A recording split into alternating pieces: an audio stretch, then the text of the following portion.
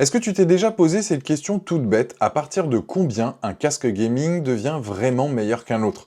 Parce qu'entre un casque à 17 € et un casque à 180 €, il y a un monde, mais pas forcément là où on l'imagine. Alors aujourd'hui, on sort du format 3 à 4 produits habituels que j'ai pu faire, on en compare 8, du budget serré jusqu'au haut de gamme pour que tu vois vraiment où se situe le palier qui compte pour toi. Et si toi t'es plutôt team écouteur intra-auriculaire que casque, j'avais déjà fait un classement là-dessus, le lien est en description juste en dessous de la vidéo. Bon, petit rappel pour les nouveaux, sur cette chaîne, aucune marque ne me paye pour apparaître dans un classement, les 8 casques d'aujourd'hui sont là parce qu'ils le méritent. Point. Par contre, oui, il y a des liens affiliés en description, ça change rien au prix pour toi, mais ça aide la chaîne à grandir, et si t'as pas envie de cliquer, un like ou un abonnement, ça fait déjà énormément. Ce classement, comme d'habitude, s'appuie sur un recoupement d'avis vérifiés et sur ma connaissance du marché. J'ai pas les 8 casques chez moi, donc tout ce que je te donne vient de données croisées, pas de mon ressenti perso. 3 critères ont guidé la sélection, la qualité sonore, le son positionnel, la fiabilité du micro et le confort sur les longues sessions de jeu. Commençons par le palier entrée de gamme. On démarre avec le Turtle Beach Recon 50X, autour des 17 €, littéralement le prix d'un jeu en promo. Donc filaire, jack 3,5 mm, compatible à peu près partout, Xbox, PS5, PS4, PC, mobile, et avec plus de 105 000 avis pour une note de 4,2 sur 5 sur Amazon, c'est un des casques les plus achetés tout court, toutes gammes confondues. Ce qui revient tout le temps dans les retours, des écouteurs de 40 mm avec des aimants en néodyme, qui donnent des basses étonnamment présentes pour le prix, et un micro amovible que pas mal de gens trouvent bluffant pour ce tarif-là. Après, faut être honnête, les coussinets en simili-cuir isolent bien mais chauffent un peu donc sur la durée, plusieurs avis le mentionnent, et petite info utile, Turtle Beach a sorti un modèle plus récent, le Recon 70, à un prix quasi identique, ça vaut le coup de comparer les deux avant de trancher. Bref, pour un premier casque ou pour dépanner sans se ruiner, difficile de faire mieux. On reste dans l'entrée de gamme, mais on monte cette fois-ci d'un cran avec le Razer Black Shark V2X autour des 40 € au moment où je fais cette vidéo. Là où le Recon jouait la carte généraliste, celui-ci vise clairement l'e-sport avec ses haut-parleurs Triforce de 50 mm. C'est une technologie Razer qui simule 3 haut-parleurs en un pour mieux séparer basse, médium et aigu. Et avec 4,5 sur 5 sur presque 13 000 avis, c'est la meilleure note de tout le classement. Deux trucs qui reviennent sans arrêt chez les utilisateurs, le poids qui est ridicule, 240 grammes, et le micro cardioïde hyper clear que tout le monde ou presque salue pour sa clarté. Certains disent même l'utiliser depuis 2-3 ans sans perte de qualité. Seul vrai bémol, le système de réglage de l'Arceau paraît un peu fragile pour certains et le câble jack est jugé un poil court, rien de dramatique mais c'est bon à savoir. Si tu cherches le meilleur rapport qualité-prix du marché en filaire, c'est probablement celui-là. Passons au palier milieu de gamme. On monte en gamme avec le HyperX Cloud 3 autour des 57 €. Toujours filaire, mais avec une connectique plus complète. USB-C, USB-A, jack 3.5 selon la plateforme. 4,5 sur 5 sur plus de 7000 avis. Ici, c'est surtout le confort qui ressort. La mousse à mémoire de forme HyperX est citée dans quasiment tous les retours positifs comme la meilleure du segment, et les haut-parleurs de 53 mm sont plus gros que sur la moyenne du classement. Par contre, le son est un peu neutre d'origine, certains conseillent de retoucher l'égaliseur pour plus de basse, et j'ai vu passer plusieurs retours sur des soucis de fiabilité du connecteur USB-C après plusieurs mois d'usage intensif, à surveiller si tu veux le garder longtemps.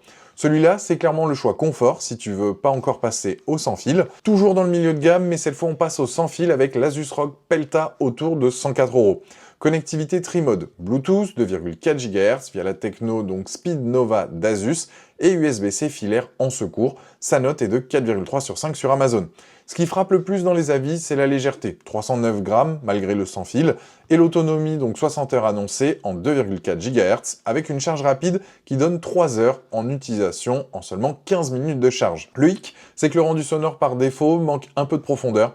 Plusieurs recommandent de passer par l'appli donc Amaury Crate Gear pour corriger ça. Un avis mentionne aussi un souci de fiabilité audio, mais ça reste minoritaire dans l'ensemble des retours. Pour découvrir le sans fil sans dépasser donc 100 €, c'est un bon point d'entrée. Palier haut de gamme, on attaque le haut de gamme avec le Corsair HS80 RGB wireless autour de 123 €.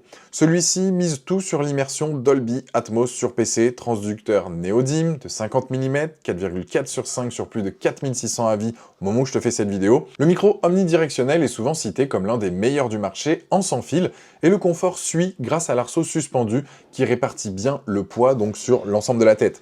Mais il faut que je sois franc sur un point, l'autonomie plafonne à 20 heures, nettement en dessous de la concurrence Aspri, et ça chute encore plus vite si tu gardes le RGB allumé. Il n'y a pas de prise jack du tout passe par le dongle USB, donc pas de solution filaire de secours si la batterie donc tombe à zéro. Pour le meilleur son immersif sur PC, à condition de penser à le recharger. Toujours en haut de gamme, le Logitech G Pro X de Lightspeed autour de 140 €. Justement, là où le HS80 pêche sur l'autonomie, comme j'ai pu dire, celui-ci l'annonce à 50 heures avec en plus une triple connectivité. Lightspeed sans fil, Bluetooth et jack 3,5 en filaire, 4,2 donc sur 5 sur plus de 2000 avis sur Amazon. Les enceintes en graphène de 50 mm sont plébiscitées pour leur clarté en jeu compétitif et la spatialisation. DTS X 2.0 permet, d'après plusieurs utilisateurs, de repérer précisément la direction des bruits de pas sur Valorant ou Call of Duty par exemple. Les avis sont plus partagés sur le micro, jugé seulement correct face à des concurrents plus chers, et sur le prix, une partie des acheteurs trouvent le rapport qualité-prix un peu élevé pour un son qu'ils jugent perfectible sans réglage. Je dirais donc que c'est le choix des joueurs compétitifs qui veulent une grosse autonomie et une précision taillée pour le FPS. Premier coup de cœur de ce classement, le SteelSeries Arctis Nova 7 Gen 2 autour de 164 €.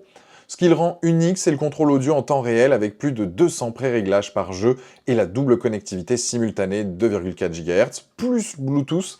T'entends ton jeu et ta musique ou tes appels en même temps sans rien débrancher. L'autonomie dépasse les 50 heures avec charge rapide et le confort est bon grâce au coussinet donc Airweave en mousse à mémoire de forme. Là par contre je vais être direct avec toi, la note globale est plus mitigée que le reste du classement, donc 4,1 sur 5 avec plusieurs avis qui trouvent le micro étouffé et au moins un retour qui parle d'inconfort, donc pour les grosses têtes avec une sensation de pression. C'est pas un mauvais casque, mais les avis donc sont clairement plus partagés ici que partout ailleurs dans ce classement. Si la polyvalence audio t'intéresse, essaie-le avant d'acheter si tu peux, histoire de valider le confort. Et pour finir, le plus premium du classement, le Logitech G Astro A50 Lightspeed Gen 5 autour de 180 € avec sa station d'accueil.